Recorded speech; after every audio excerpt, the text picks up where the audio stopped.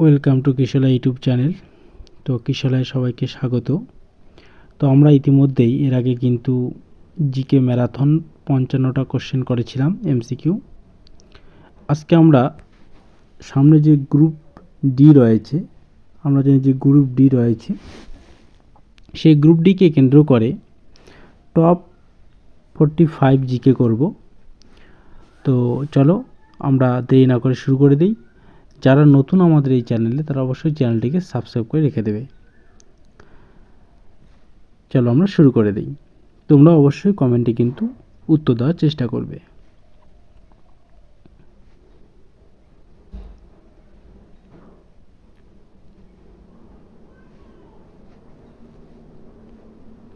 তো চলো দেখো, প্রথম যে কোশ্চেনটা আসছে এখানে, fox in the road my days at RBI and beyond বইটি কার লেখা? তো অবশ্যই তোমরা উত্তর দাও। এই বইটির লেখক হচ্ছেন নীতিন গডকরি। নীতিন গডকরি। তো এবার নেক্সট আমরা যাব। দেখো নেক্সট যে কোশ্চেনটা বলছে ওরা, বিদেশিয়া কোন অঞ্চলের নৃত্য?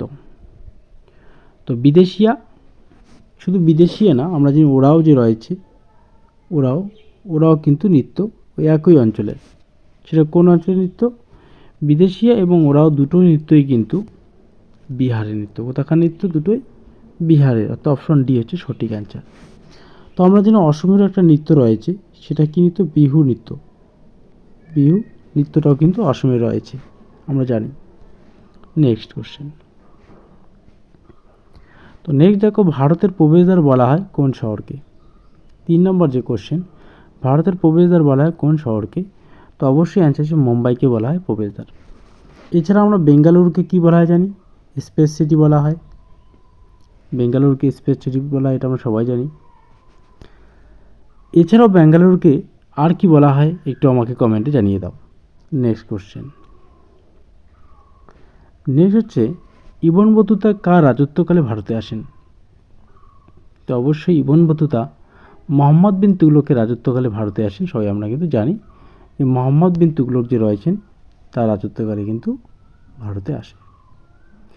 অবশ্যই মোহাম্মদ বিন তুগলক কোন বংশের ছিল? তুগলক বংশের প্রতিষ্ঠাতা ছিল। আমরা জানি দিল্লির সুলতান মোট কয়টি বংশ? 5টা বংশ রয়েছে।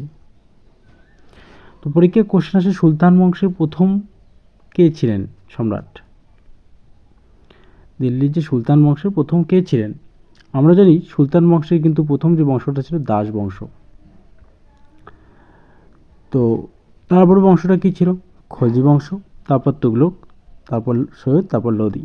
তো আমাকে কমেন্টে তোমরা জানাও যে এই যে দাস বংশের প্রতিষ্ঠাতা কে ছিল? চলো নেক্সট কোশ্চেন। নেক্সট হচ্ছে, অলিফিন কমপ্লেক্স কোন শিল্পের জন্য বিখ্যাত? 5 নম্বর হচ্ছে, অলিফিন কমপ্লেক্স কোন শিল্পের জন্য বিখ্যাত? অপশন বি হচ্ছে সঠিক অ্যান্সার, পেট্রোকেমিক্যাল শিল্প। এবার আমাদের পরীক্ষায় একটা আসে শ্বেত বিপ্লব যে রয়েছে, শ্বেত বিপ্লব রয়েছে সেটা কিন্তু দুগ্ধ উৎপাদনের সঙ্গে যুক্ত। পরীক্ষায় কিন্তু আসে দুগ্ধ উৎপাদনের সঙ্গে যুক্ত শ্বেত বিপ্লব। এছাড়াও সবুজ বিপ্লব খুব পরীক্ষা আসে, যার জনক এম এস স্বামীনাথন, গম উৎপাদনের জন্য বিখ্যাত। চলো নেক্সট। কোন আইন কালা কানুন নামে পরিচিত? 6 নম্বর। কোন আইন কালা কানুন নামে পরিচিত? অবশ্যই রাওলাট আইন কালা কানুন নামে কিন্তু পরিচিত। নেক্সট, তিস্তা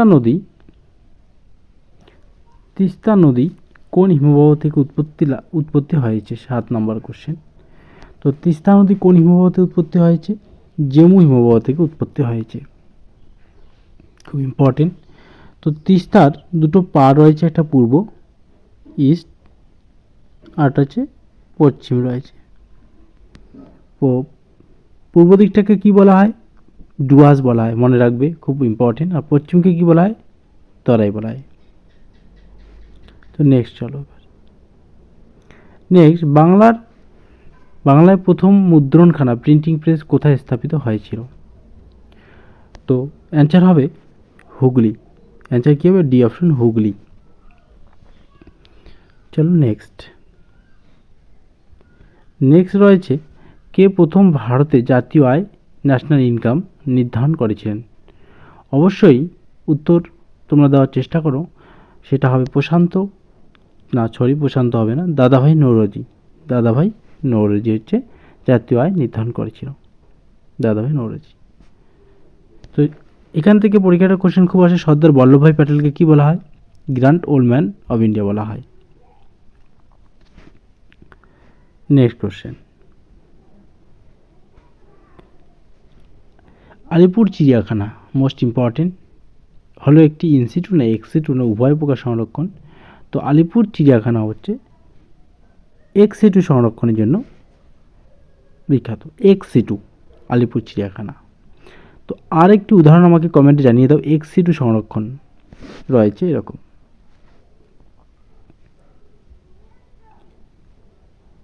11 নম্বর কোশ্চেন, ব্ল্যাক রিভার বইটি কার লেখা?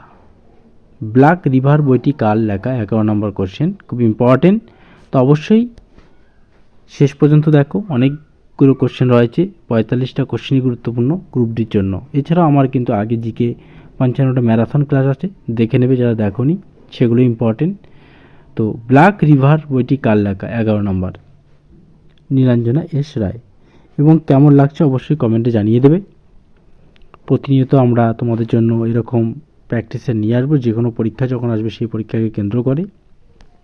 অবশ্যই তার জন্য যারা নতুন তারা চ্যানেলটিকে সাবস্ক্রাইব করে রেখে দাও। নেক্সট কোশ্চেন 12, সালোকসংশ্লেষ প্রক্রিয়ায় যে কণা অংশগ্রহণ করে সেটি হলো? সেদিন আমরা জানি সালোকসংশ্লেষ থেকে একটা কোশ্চেন আসছিল, তাই সালোকসংশ্লেষ থেকে আমার কোশ্চেন দেওয়া আছে যে আসতে পারে, সেটা হবে কি? ফোটন কণা। কী কণা হবে? ফোটন কণা হবে। চলো নেক্সট কোশ্চেন খুবই ইম্পর্টেন্ট একটা কোশ্চেন, গৌণ বায়ুদূষক পরীক্ষা আসে যে একটি গৌণ বায়ুদূষকের নাম কি? প্যান। এর পুরো কথাটি কি বলছে? উত্তর কী হবে? উত্তর হবে পারক্সি অ্যাসিটাইল নাইট্রেট। উত্তর হবে পারক্সি অ্যাসিটাইল নাইট্রেট, অর্থাৎ অপশন বি হচ্ছে আমাদের সঠিক উত্তর। চলো নেক্সট কোশ্চেন এবার আমরা যাব। নেক্সট কোশ্চেন ওরা বলছে, রাজ্যসভায় 1/3 সদস্য অবসর নেন প্রতি 2 বছর অন্তর, 3 বছর না 5 বছর অন্তর? তো অ্যান্সার হবে কি? সঠিক অ্যান্সার হবে প্রতি 2 বছর অন্তর। 2 বছর অন্তর অন্তর কিন্তু 3/1 সদস্য অবসর গ্রহণ করেন। তো চলো নেক্সট কোশ্চেন এবার যাবো আমরা। ভারতের জাতীয় ভোটার দিবস কবে পালিত হয়? খুবই ইম্পর্টেন্ট, জাতীয় ভোটার দিবস আমরা জানি কবে পালিত হয়? অবশ্যই 25শে জানুয়ারি কিন্তু জাতীয় ভোটার দিবস পালিত হয়। এছাড়া 12 জানুয়ারি যুব দিবস, 5ই জুন সেই পরীক্ষা আসছিল, পরিবেশ দিবস পালিত হয়। এবার আমরা নেক্সট যাব 16 নম্বর কোশ্চেন, ভারত ছাড়ো আন্দোলন কবে শুরু হয়? ভারত ছাড়ো আন্দোলন 1942, 1943, 1940, 1945? তো অবশ্যই সঠিক উত্তর 1942। 1942 হচ্ছে আমাদের সঠিক উত্তর, ভারত ছাড়ো আন্দোলন শুরু হয়েছিল। বিশ্ব ধারিত্রী দিবস কোন তারিখে পালিত হয়? খুব ইম্পর্টেন্ট একটা কোশ্চেন। তো বিশ্ব ধারিত্রী দিবস যে রয়েছে সেটা কিন্তু 22শে এপ্রিল পালিত হয়, আর্থ ডে বলা হয়। 5ই জুন আমরা একটু আগেই পড়লাম। এছাড়াও 22শে মার্চ একটা দিবস পালিত হয়, সেই দিবসটা কি আমাকে কমেন্টে জানিয়ে দাও। 22শে মার্চ। নেক্সট কোশ্চেন এবার আমরা যাব। তো নেক্সট কোশ্চেন, জাতীয় বিজ্ঞান দিবস যে সায়েন্স ডে আছে, সেই সায়েন্স ডে কবে পালিত হয়? আমাদের কিন্তু পরীক্ষা অনেকবার আসছে। এই সায়েন্স দিবস পালিত হয় কবে? 28শে ফেব্রুয়ারি। সিভি রমন যে রয়েছেন, আলোর বিচ্ছুরণের জন্য তিনি কিন্তু নোবেল পুরস্কার পেয়েছেন। সেই সায়েন্স দিবস পালিত হয় 28শে ফেব্রুয়ারি। পিছোলার হ্রদ কোন শহরে অবস্থিত? 19 নম্বর কোশ্চেন, পিছোলার হ্রদ কোন শহরে অবস্থিত? অ্যান্সার উদয়পুর। কোন শহরে? উদয়পুরে অবস্থিত। নেক্সট কোশ্চেন এবার যাব আমরা। গুপ্ত সময়ের বিখ্যাত গণিতবিদ কে ছিলেন? অবশ্যই ইম্পর্টেন্ট। গুপ্ত সময়ের গণিতবিদ ছিলেন আর্যভট্ট। কে ছিলেন? আর্যভট্ট। গুপ্ত সময়ের গণিতবিদ কে ছিলেন? আর্যভট্ট ছিলেন গণিতবিদ। চলো নেক্সট কোশ্চেন এবার যাবো আমরা। কণা জাতীয় বায়ুদূষক নয় নিচের কোনটি? কণা জাতীয় বায়ুদূষক নয় নিচের কোনটি? সঠিক উত্তর হচ্ছে নাইট্রাস অক্সাইড, নাইট্রিক অক্সাইড। সঠিক উত্তর কি? Nitric oxide. Next question. পানীয় জলে আর্সেনিকের গ্রহণযোগ্য মাত্রা কত? পানীয় জলে আর্সেনিকের গ্রহণযোগ্য মাত্রা হচ্ছে, উত্তর সঠিক হবে 0.05 ppm parts per million. 0.05 ppm। চলো নেক্সট কোশ্চেন যাবো এবার। লোকসভায় সভাপতিত্ব কে করেন? অবশ্যই আগের ভিডিও যদি কেউ দেখে থাকো আমার, তাহলে এটা উত্তর অবশ্যই পাবে তোমরা। লোকসভায় সভাপতিত্ব করেন স্পিকার। আমরা জানি লোকসভার যে সদস্যরা রয়েছে, সেই লোকসভার সদস্য হতে গেলে বয়স লাগে কিন্তু 25 এজ। লোকসভার সদস্য হতে গেলে 25 বছর কিন্তু বয়স হতে হবে। সেম আরেকটা আছে রাজ্যসভা। রাজ্যসভার সদস্য হতে গেলে কিন্তু 30 বছর কিন্তু বয়স হতে হবে। এবং রাজ্যসভার কিন্তু ভিসি, যে ভাইস আমাদের প্রেসিডেন্ট যে রয়েছে, সে রাজ্যসভার যে রয়েছে, রাজ্যসভার কিন্তু চেয়ারম্যান হন এই ভাইস প্রেসিডেন্ট। প্রধানমন্ত্রী চেয়ারম্যান হন কোথাকার? নীতি আয়োগ যে রয়েছে আমাদের, নীতি আয়োগ, সেই নীতি আয়োগ কিন্তু চেয়ারম্যান হন প্রধানমন্ত্রী। খুবই ইম্পর্টেন্ট এই কোশ্চেনটা। এবং প্রথম যে চেয়ারম্যান ছিলেন তিনি কিন্তু ছিলেন কে? জওহরলাল নেহরু ছিলেন। চলো নেক্সট কোশ্চেন এবার যাবো আমরা। সর্বশেষ আইসিসি ওয়ার্ল্ড কাপ জয়লাভ করেছে কোন দেশ? সর্বশেষ আইসিসি ওয়ার্ল্ড কাপ জয়লাভ করেছে কোন দেশ? 24 নম্বর কোশ্চেন। আইসিসি যে ওয়ার্ল্ড কাপ রয়েছে, সে ওয়ার্ল্ড কাপ কোন দেশ জয়লাভ করেছে? চলো এটা উত্তর তোমরা আমাকে দিয়ে দেবে। খুবই important question. Option A India, option B Australia, option C England, option D none of this. তাহলে কোনটা হবে? আমাকে কোশ্চেন নাম্বার 24 লিখে কিন্তু আমাকে উত্তর দাও। চলো নেক্সট কোশ্চেন।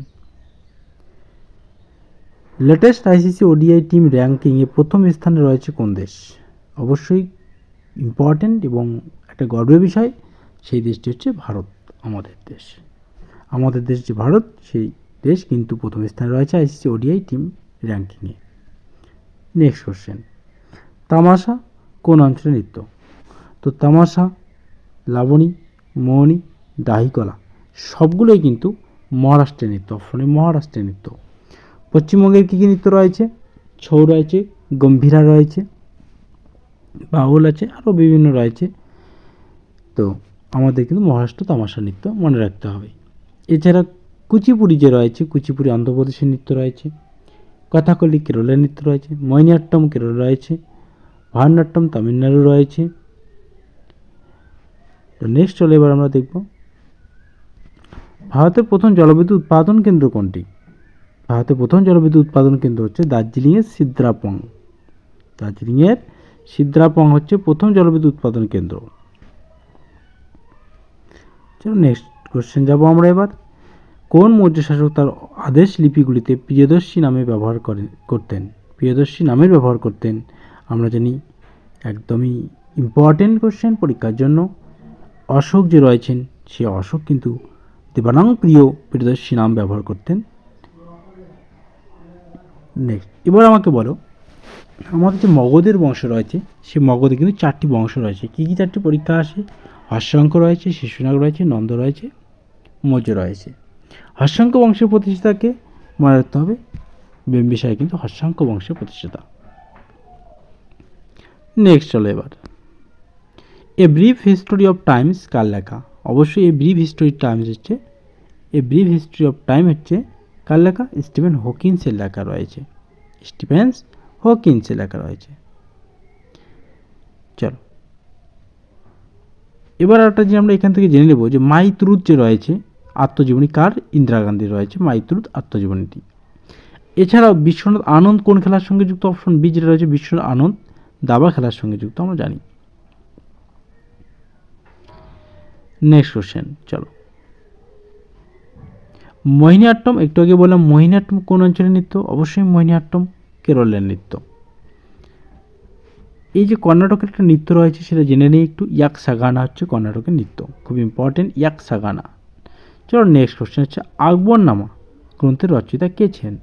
অবশ্যই আকবরনামা গ্রন্থের রচয়িতা ছিলেন আবুল ফজল। আকবরনামা গ্রন্থের রচয়িতা আবুল ফজল, ফার্সি ভাষায় লেখা, খুব ইম্পর্টেন্ট কিন্তু রয়েছে। তো এখান থেকে একটা জিনিস আমরা জেনে নেব, এই যে জাহাঙ্গীর যে রয়েছে আর একজন ঔরঙ্গজেব রয়েছে। তো এই জাহাঙ্গীর এবং ঔরঙ্গজেব এরা না দুজন শিখ গরুকে হত্যা করেছিল। তো ঔরঙ্গজেব যিনি রয়েছে তিনি টেক বাহাদুরকে হত্যা করেন, আর জাহাঙ্গীর যে রয়েছেন তিনি কিন্তু মোগল সম্রাট গুরু অর্জুনকে, শিখ যে রয়েছেন অর্জুনকে কিন্তু হত্যা করেন। পরীক্ষা আসে খুবই, তাহলে জাহাঙ্গীর হত্যা করেন কাকে? টেক বাহাদুরকে। জাহাঙ্গীর অর্জুনকে আর ঔরঙ্গজেব টেক বাহাদুরকে হত্যা করেন। চলো নেক্সট কোশ্চেন। এছাড়াও আমরা এখান থেকে আরেকটা জিনিস জেনে নেই, এই যে বিশেন দাস যে রয়েছে না, বিশেন দাস, গোবর্ধন, এরা লক্ষণ সেনের সভাপতি ছিলেন, সবাই ছিলেন আর কি, ঠিক আছে। আর এই যে ফৈজি দেখছো, ফৈজি আবুল, ইনি কিন্তু আকবরের নবরত্ন ছিলেন। এছাড়াও কালিদাস ছিলেন, কালিদাসও ছিলেন। চলো নেক্সট এবার যাবো আমরা। বাংলার নবজাগরণের পুরোধা কে ছিলেন? অবশ্যই আমরা জানি রাজা রামমোহন রায় ছিলেন কিন্তু বাংলার নবজাগরণের পুরোধা বা জনক ছিলেন।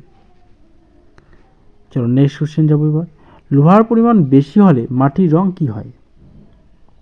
অবশ্যই লোহার পরিমাণ যদি বেশি হয় মাটির রং কিন্তু লাল হয়। কি হয়? লাল হবে। তো অপশন ডি হচ্ছে সঠিক অ্যান্সার। চলো নেক্সট কোশ্চেন যাব। সংবিধানের কোন অধ্যায় মৌলিক অধিকার বর্ণিত রয়েছে? অবশ্যই সংবিধানের তৃতীয় যে অধ্যায়টি রয়েছে সেখানে কিন্তু মৌলিক অধিকার রয়েছে। মৌলিক অধিকার আমরা জানি 12 থেকে কিন্তু 35 যে নম্বর ধারায় কিন্তু এই মৌলিক অধিকার রয়েছে, 12 থেকে 35 নং ধারায় কিন্তু রয়েছে। এছাড়াও আমরা জানি 32 নম্বর যে ধারা রয়েছে সেই 32 নম্বর ধারাকে কিন্তু ডক্টর বি.আর. আম্বেদকর আত্মা বলা হয়। এই তাহলে প্রথম অধ্যায়ে কি রয়েছে একটু জেনে নিই। প্রথম অধ্যায়ে রয়েছে আমরা জানি ইউনিয়ন টেরিটরি রয়েছে। দ্বিতীয়তে কি রয়েছে একটু জেনে নিই, ইম্পর্টেন্ট কয়েকটি অধ্যায় যে পরীক্ষার জন্য গুরুত্বপূর্ণ। দ্বিতীয় যেটা রয়েছে সেখানে কিন্তু নাগরিকত্বের কথা বলা হয়েছে। তৃতীয় অধ্যায়ে কিন্তু এই যে আমাদের মৌলিক অধিকার রয়েছে, এবং চতুর্থ যে অধ্যায় রয়েছে সেখানে ডিপিএসপি, চতুর্থ অধ্যায় যে আছে ডিপিএসপির কথা বলা হয়েছে। এছাড়াও 4-এর যে এ নম্বর যে অধ্যায়, 4-এর এ নম্বর যে অধ্যায়টা রয়েছে সেখানে কিন্তু মৌলিক কর্তব্যের কথা বলা হয়েছে। 51 এ নম্বর আর্টিকেল, খুব ইম্পর্টেন্ট পরীক্ষার জন্য 51 এ নম্বর আর্টিকেল। পঞ্চমে কি রয়েছে? পঞ্চমে ইউনিয়ন কেন্দ্রের কথা বলা হয়েছে, কেন্দ্রের। চলো এবার নেক্সট আমরা যাব। নেক্সট হচ্ছে আমাদের কত খ্রিস্টাব্দে মিজোরাম রাজ্য স্তরে উন্নীত হয়? তো অবশ্যই সঠিক উত্তর 1986। কত খ্রিস্টাব্দে? অপশন ডি সঠিক উত্তর 1986। তো এবার আমরা নেক্সট যাব।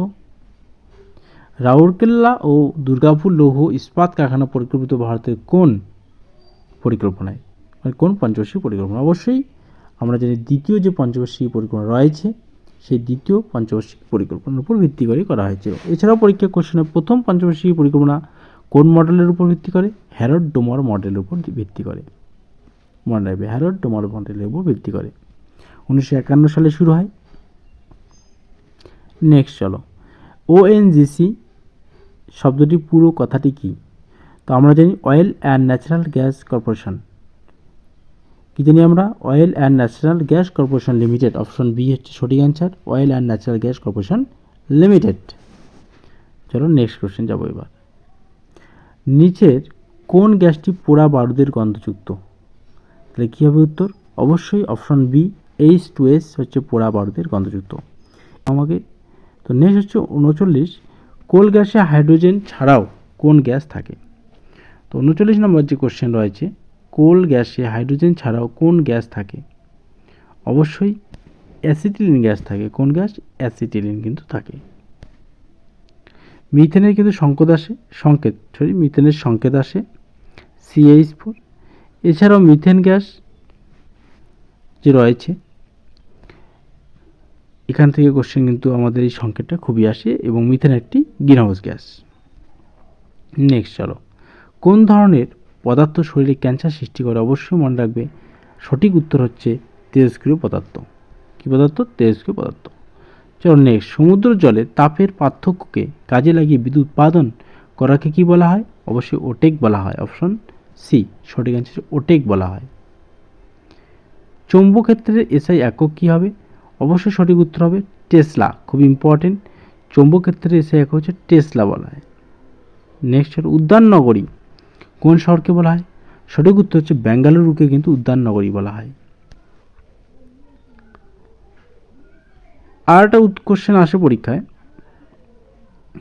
এই যে জয়পুর যে রয়েছে, জয়পুরকে কি বলা হয়? আমাকে কমেন্টে কিন্তু জানিয়ে দাও। চলো নেক্সট, ধলেশ্বরী ও দ্বারকেশ্বর নামে পরিচিত কোন নদী? কোন নদী ধলেশ্বরী ও দ্বারকেশ্বর নামে পরিচিত? অবশ্যই রূপনারায়ণ যে রয়েছে তা কিন্তু ধলেশ্বরী ও দ্বারকেশ্বর নামেও পরিচিত। চলো নেক্সট, ভারতের সংবিধানের প্রথম সংশোধনী আইন কবে পাশ হয়? অবশ্যই ভারতের সংবিধানের প্রথম সংশোধনী আইন যেটা রয়েছে 1951 সালে পাওয়া যায়। আমরা জানি সংবিধান যে সংশোধন রয়েছে সেটা কিন্তু খুবই গুরুত্বপূর্ণ, যা দক্ষিণ আফ্রিকা থেকে নেওয়া হয়েছে, এবং 368 নম্বর যে আর্টিকেল, সেই 368 নম্বর কিন্তু আর্টিকেলে রয়েছে। তো আজকে এ পর্যন্তই। টপ 45 জিকে আমি তোমাদের সামনে করিয়ে দিলাম। আরও এরকম জিকে পেতে অবশ্যই চ্যানেলটিকে সাবস্ক্রাইব করো এবং কমেন্টে জানাও যে এরকম আরও জিকে নিয়ে আসবো কি না। এছাড়াও আমরা কিন্তু বৃহস্পতিবার কিন্তু লাইভ মক টেস্ট গ্রুপ ডির ম্যারাথন করব, তোমরা অবশ্যই চলে আসবা। ঠিক রাতের বেলা শুরু হবে, রাত 9টায় আমাদের ওই ম্যারাথন শুরু হবে, তাই তোমরা চলে আসবে এবং নোটিফিকেশন পেতে অবশ্যই আমাদের চ্যানেলটিকে সাবস্ক্রাইব করে রেখে দিন। ধন্যবাদ।